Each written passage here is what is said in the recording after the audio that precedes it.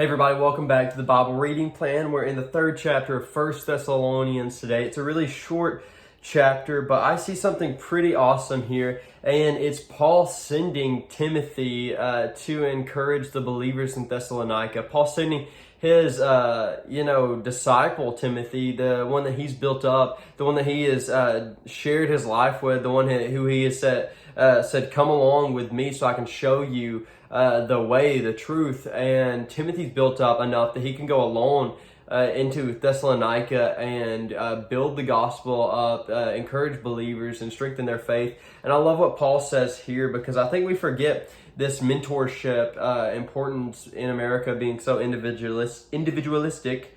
And it says, if I can find it right here in verse 9, for what thanksgiving can we return to God for you, for all the joy that we feel for your sake before our God, as we pray most earnestly night and day that we may see you face to face and supply what is lacking in your faith.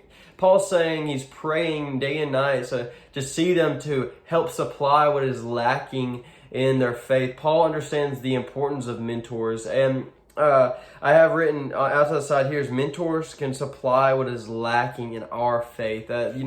Everyone, if we go through it alone, we're going to have blind spots. If we go through it alone, there's going to be places where, we have biases or we allow, our eyes to be blind to things that we need to be opened up. And mentorship is important. It doesn't really matter how old you are. You can find someone who is older, who is wiser, or who's about in that same area at life as you, and be mentored by someone. And likewise, if you're not mentoring someone, then maybe that's something you need to do. Probably there's always someone lower than you that needs your help getting up there. But yeah, so we're, as believers, meant to supply what is lacking in others' faith, to build each other up, to encourage, to do what Paul did to Timothy, to do what Timothy's doing to the church at Thessalonica, and to what the church at Thessalonica is doing to the new believers there in their church. That's the aim of the church, is discipleship. That's the strategy. So Paul is just showing that and how powerful it is here. But I would ask you to think about that today. Where can you be mentoring, and where